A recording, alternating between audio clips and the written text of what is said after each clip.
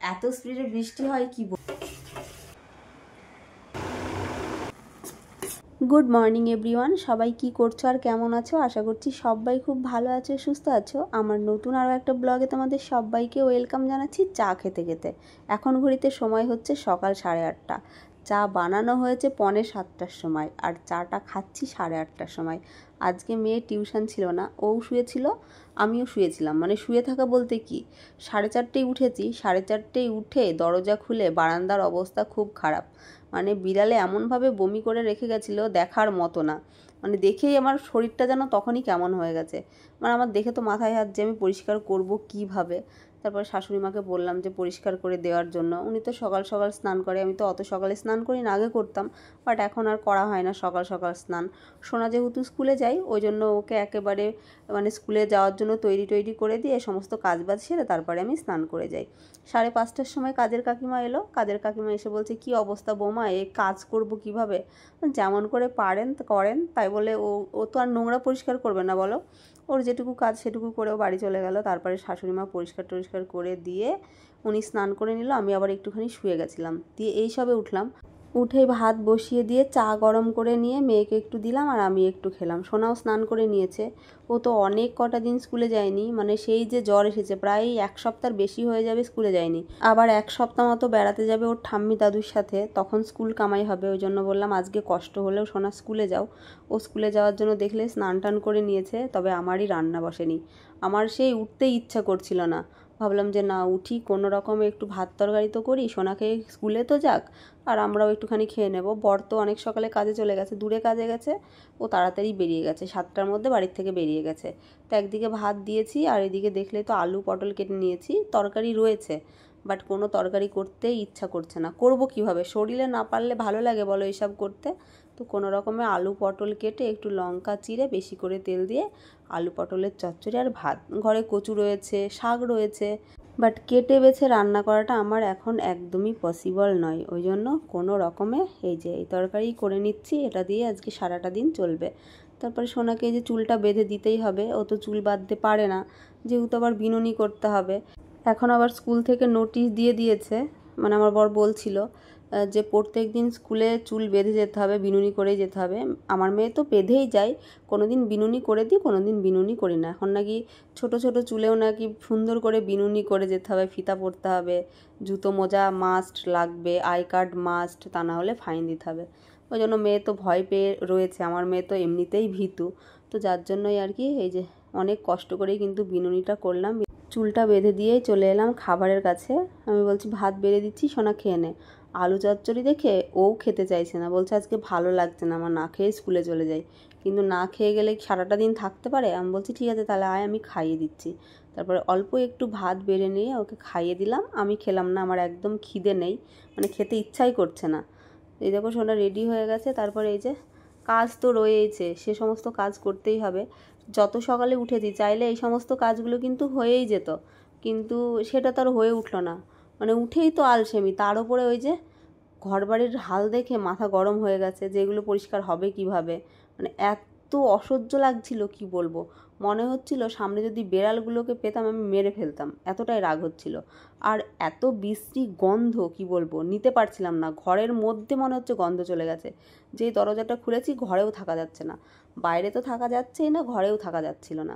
তবে যাই হোক, শাশুড়ি মাকে বলায় শাশুড়ি মা পরিষ্কার টরিষ্কার করে দিয়েছে। এখন একরকম লাগছে, তবু ওই যে গন্ধটা নাকে লেগে গেছে না, মনে হচ্ছে সব জায়গায় যেন ওই গন্ধটা। অনেকটা সময় ধরে আমি তুলসীর পাতা গন্ধ শুকছিলাম, কিন্তু দেখলাম যে না, আর বসে বসে গন্ধ শুকলে হবে না, এবারে কাজগুলো সারতে হবে। টুকটাক করে কাজগুলো সারতে চলে এসেছি। দেখলে তো জামা কাপড়গুলো ভিজিয়ে মেশিনের মধ্যে দিয়েছি, বিছানাটাও গুছিয়ে নিলাম। গুছিয়ে নিয়ে এই যে বোতলে জল ভরতে হবে, যেটা প্রত্যেক দিনের ডিউটি। ফ্রিজে জল না রাখলে খেয়ে শান্তি নেই, ওই জন্য ফ্রিজে জল আমাকে দিতেই হবে। এখন একবার দিয়ে দিই, আবার বিকেলে একবার দিয়ে দিই, দুবার দিয়ে দিই। অনেক বোতল রয়েছে, কিন্তু কি বলো তো, এক গাদা বোতল বের করে সেই ফ্রিজের মধ্যে আবদ্ধ করে রেখে লাভ কি? যেহেতু এখান থেকে জল নেওয়া সুবিধা, আগে অন্যের বাড়ি যেতে হতো, জল আনতে হতো, ওই জন্য মানে অনেকগুলো বোতলই লাগতো। তবে এখন এখান থেকে নিয়ে ভরে নিই, তো কোনো অসুবিধা হয় না। ওই জন্য 5-6টা বোতলেই কিন্তু হয়ে যায়। তারপর একটা রসগোল্লা নিয়েছি। মিষ্টি তখন একদমই খেতে পারি না। গতকাল রাতে বর এনেছিল অনেকগুলো মিষ্টি, মানে দিয়েছিল, ওই মিটিংয়ে গেছিলো সেখান থেকে দিয়েছিল। একটা মিষ্টি খেয়ে ঘরটার ঝাড় দিয়ে একেবারে স্নান করে উঠে গেছি। আর স্নান করে উঠে এবারে জামা কাপড়গুলো মেলে দিচ্ছি, কেননা কাচা হতে তো প্রায় মিনিট 15 সময় লাগে। ভাবলাম অতক্ষণ বসে থেকে কি করব, কাজ যখন হয়ে গেছে ওই জন্য একেবারে স্নান করতে ঢুকে গেছিলাম। স্নান করে উঠেই দেখছি কাচা হয়ে গেছে। এবার এগুলো মেলে দিই, শোকাবে কখন জানি না। মাথায় গামছা জড়ানো থাকলো, একটু শুয়ে পড়লাম। এত আলসেমি লাগছে আজকে, একদমই ভালোই লাগছে না। মাথা না আছড়ে সিঁদুর পড়েছি, খিদে পাইনি। সকাল থেকে যে ভাত খাইনি তবুও খিদে পাইনি। যখন খিদে পাবে তখন খাবো, এখন আর খাবো না। এখন একটু শুয়ে থাকি, দেখি কখন খিদে পাই। এখন 1:45 বাজে, আর এত তাড়াতাড়ি খিদেও পাবে না। একটা রুটি খেয়েছি, ওই জন্য আর খিদে নেই। এখন একটু শুয়েই থাকি। কেমন যেন লাগছে, মানে কি বলবো, মানে বলে বোঝাতে পারছি না কেমন লাগছে। সকাল থেকে তো পিঠের ব্যথায় নড়াচড়াই করতে পারছিলাম না, এত অসুবিধা হচ্ছিল। এখন একটু কমেছে, তবে এইভাবে শুয়ে থাকলে ঠিক আছি, কাত হয়ে শুয়ে থাকতে পারছি না, এরকম অবস্থা। উঠতে গেলে শুতে গেলে ভীষণ কষ্ট হচ্ছে। সেদিন ডাক্তারকে বললাম, কিন্তু উনি ব্যথার জন্য কোনো ঔষধ দিল না আমাকে, বুঝেছ? কি আর করা যাবে, এভাবে এখন থাকতে হবে। চলো পরে আসছি। মেঘলা আকাশ হয়ে আছে, জামা কাপড় যে মেলে দিলাম আদৌ শোকাবে কিনা বলতে পারছি না। কালকের কতগুলো কেচে রাখা, মানে সেগুলো মেলেছি সকালবেলা, সেই সকালে উঠে মানে মেলে দিয়েছি, এখনও কিন্তু শোকায়নি, ভেজা ভেজা আছে। উল্টে পাল্টে দিয়ে এলাম। আর এই দেখো, এই জায়গাগুলো পুড়ে গেছিলো, এখানকার ছাল উঠে গিয়ে সাদা সাদা হয়ে গেল। এখানকারটা ওঠেনি, এটা উঠে গেছে, আপনা আপনি উঠে গেছে অবশ্য। স্নান করে উঠে দেখছি ছাল উঠে গেছে ওখানকার। সকাল থেকে পেটে এখনও অন্ন পড়েনি, এখন 2:40 বাজে। এবারে দুটো ভাত খেতে হবে। মেঘলাও হয়ে এসেছে, বৃষ্টি আসবে কিনা জানি না, আসলেও আসতে পারে। এখন মেঘের কোনো ভরসা নেই, যখন তখন বৃষ্টি চলে আসছে। আর বৃষ্টি এলেই এত স্পিডে বৃষ্টি হয় কি বলবো, সব ভিজিয়ে দিয়ে চলে যায়। একটু আগে খেয়ে নিই, খিদে পেয়েছে, ঘুম ঘুম লাগছিল। শুয়ে শুয়ে এডিট করছিলাম, প্রচণ্ড ঘুম লাগছিল, তবে ঘুমাইনি, উঠে পড়লাম। উঠে চোখে মুখে জল দিয়ে নিলাম। কেন বলো তো, এখন যদি ঘুমিয়ে যায় না, রাতের বেলা আর ঘুম আসবে না। এমনিতেই ব্যথার শরীর, রাত হলে যন্ত্রণা ব্যথা একটু বেশিই বেড়ে যায়, তখন আর ঘুম আসতে চায় না। আর কদিন থেকে তো পিঠে ব্যথা হয়েছে, তো ওই পিঠে ব্যথার জন্য মানে কি বলবো, আমার নিঃশ্বাস নিতেও কষ্ট হয়।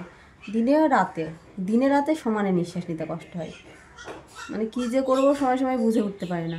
যাই হোক, চলো সেসব কথা মানে আর বলতে চাই না। আমি বলে বলে পুরো হয়ে গেছে, আর তোমরাও শুনে শুনে তোমাদের কান ঝালাপালা লেগে গেছে।